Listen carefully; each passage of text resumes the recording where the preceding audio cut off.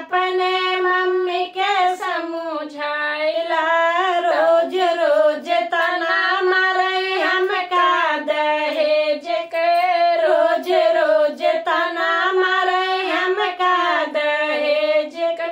सासू भूखाइल बाटी लागत दहेज के, सासू भूखाइल बाटी लागत दहेज के। तनी समझावा राजा केस चले हाई कोर्ट में, तनी समझावा राजा चले हाई कोर्ट में। राजा तनी अपने मम्मी के समझाइला, राजा तनी अपने मम्मी के समझाइला।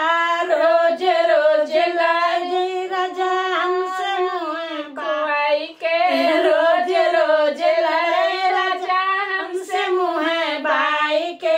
राजा तनी अपन मम्मी के समझाइला, राजा तनी अपने मम्मी के समझाइला। रोज रोज गारी देली माई ओ बाप के, रोज रोज गारी देली माई ओ बाप के। तनी समझावा राजा केस चले हाई कोर्ट में, तनी समझावा राजा केस चले हाई कोर्ट में। राजा तनी अपने मम्मी के समझाइला, राजा तनी अपने मम्मी के समझाइला। रोज रोज लड़े राजा हमसे मुँह भाई के, रोज रोज लड़े राजा हमसे मुँह भाई के।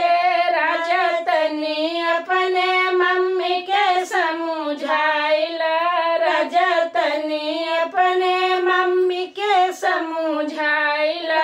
ना चाही बेटा बहू ना उनकर प्यार हो, ना चाही बेटा बहू ना उनकर प्यार हो। उनका तो चाही राजा भरी भरी सामान हो, उनका तो चाही राजा भरी भरी सामान हो। तनी समझावा राजा केस चले हाई कोर्ट में, तनी समझावा राजा केस चले हाई कोर्ट में। राजा तनी अपने मम्मी के समझाइला, राजा तनी अपने